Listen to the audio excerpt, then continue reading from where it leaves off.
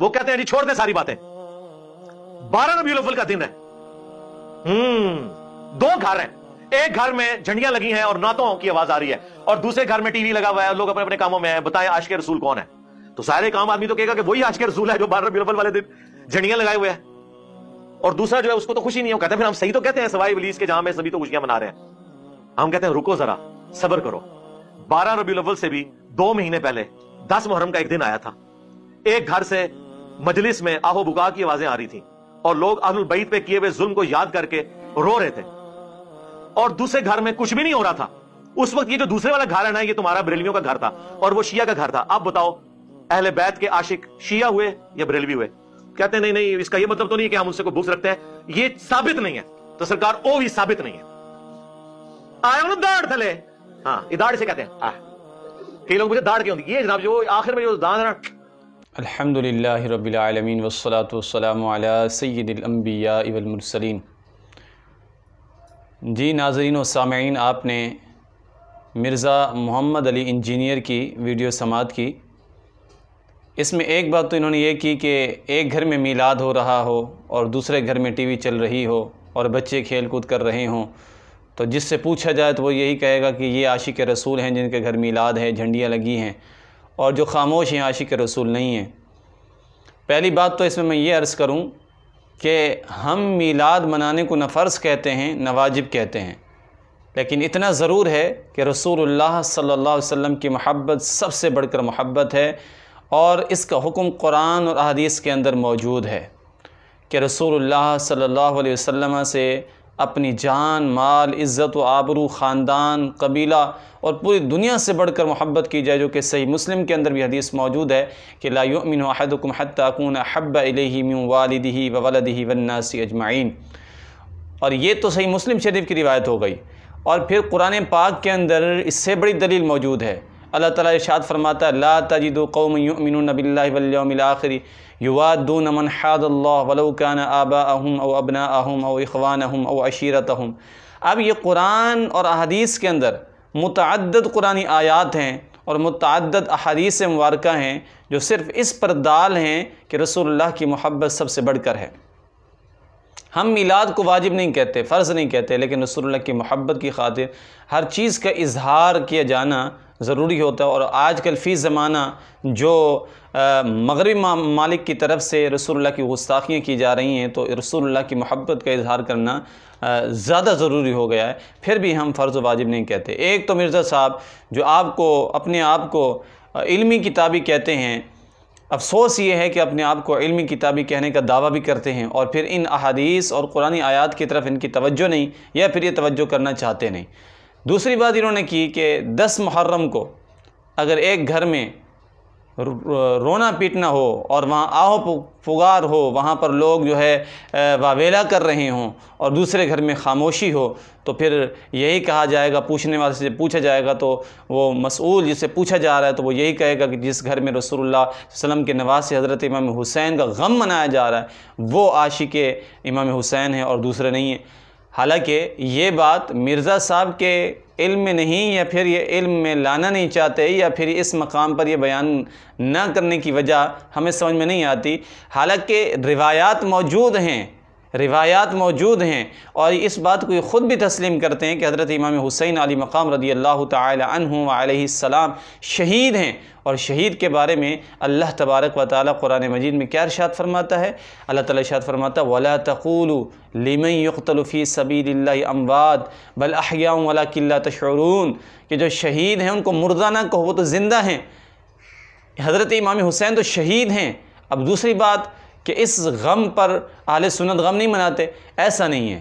الحمدللہ اہل سنت شروع سے ہی، اور یہ 1400 سال عقیدہ اہل سنت کا ہے کہ ماہ محرم الحرام کے اندر ہم اہل سنت کو امام حسین علی مقام پر جو یزید کی طرف سے جو فاسق و فاسد ہے اس کی طرف سے، اور انتہائی کالے کارنامے جس کے ہیں، اور اہل سنت اس کو جو ہے اس کا دفاع نہیں کرتے، کیونکہ جو اہل بیت پر رسول اللہ کی آل پر ظلم کرے اس کا دفاع کیسے کیا جا سکتا ہے۔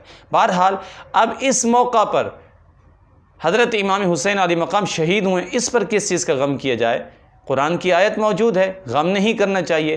اب غم نہ کرنا، ایک تو یہ اہل سنت حضرت امام عالی مقام کا ذکر کرتے ہیں اور غمگین ہم بھی ہوتے ہیں، لیکن آہو پکار کرنا، اس پر آہو پکار کرنا، چیخو پکار کرنا، یہ چیز منع ہے۔ اب اس پر میں چند حوالہ جات پیش کرتا ہوں جس سے پتہ چلے گا کہ مرزا صاحب جو کہہ رہے ہیں کہ 10 محرم کو جو غم نہیں کرتا تو پھر وہ عاشق حسین نہیں، اگرچہ انہوں نے الزامی طور پر کہا ہے، لیکن الزامی طور پر کہنے پر بھی دلائل موجود ہیں کہ اس وقت یہ بات کہی جائے کہ جب کسی بات کو آپ پورے طریقے سے سمجھا رہے ہوں اور آپ یہاں بات تو کر رہے ہیں لیکن اہل سنت پر ایک آپ اس طرح کی بات ڈالنا چاہتے ہیں کہ اہل سنت کو غم حسین نہیں ہے، نعوذ باللہ من ذالک۔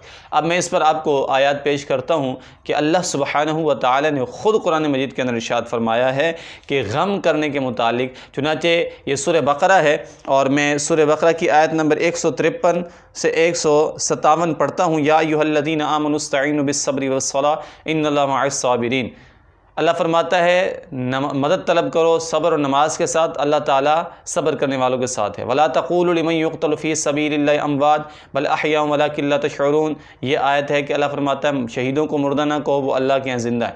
میں مختصر بامحاورہ ترجمہ کر رہا ہوں تاکہ کم وقت میں زیادہ جو ہے وہ قرآن و حدیث کے دلائل پیش کی جا سکیں۔ آگے اللہ تعالیٰ ارشاد فرماتا ہے وَلَنَبْلُوَنَّكُم بِشَيْءٍ مِّنَ الْخَوْفِ وَالْجُوعِ وَنَقْصٍ مِّنَ الْأَمْوَالِ وَالْأَنفُسِ وَالثَّمَرَاتِ وَبَشِّرِ الصَّابِرِينَ۔ اللہ فرماتا ہے ہم ضرور تمہیں آزمائیں گے، خوف سے، بھوک سے، مال کی، جان کی کمی سے، اور فرمایا کہ پھلوں کی کمی سے، اور خوشخبری ہے صبر کرنے والوں کے لیے۔ اللہ تعالیٰ ان آیات کے اندر اللہ تعالیٰ ارشاد فرما رہا ہے کہ جو ہے الذین، آگے ارشاد فرما الذین اذا اصابتہم مصیبۃ قالوا انا للہ وانا الیہ راجعون۔ جب تمہیں کوئی تکلیف پہنچے تم انا للہ وانا الیہ راجعون پڑھو۔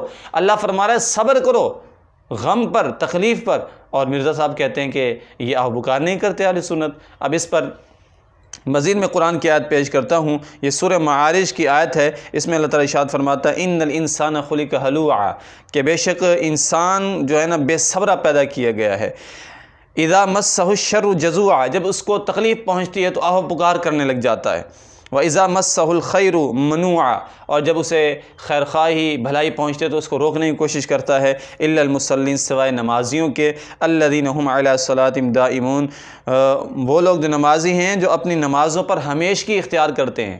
اللہ نے یہاں تعریف فرمائی نماز پڑھنے والوں کی، اور چونکہ حضرت امام حسین علی مقام رضی اللہ تعالی عنہ نے آخری نماز تک بھی اپنی قضا نہ کی، آخری سجدہ بھی اللہ تعالیٰ کو کرتے رہے، تو ہم تو حضرت امام حسین علی مقام کے نقش قدم پر چل رہے ہیں۔ اب اس پر میں مزید آیت آپ کو پیش کرتا ہوں، یہ قرآن پاک کی سورہ نحل کی آیت نمبر 127 127 نمبر آیت، اللہ تعالیٰ ارشاد فرماتا ہے وَاصْبِرْ وَمَا صَبْرُكَ إِلَّا بِاللَّهِ وَلَا تَحْزَنْ عَلَيْهِمْ۔ اللہ فرماتا ہے اور آپ صبر کریں، اور آپ کا صبر اللہ کی توفیق سے ہی حاصل ہوگا، اور آپ ان شہدائے احد پر غمگین نہ ہوں۔ یہ شہدائے احد کے بارے میں ہوتا ہے، ان شہدائے احد پر غمگین نہ ہوں۔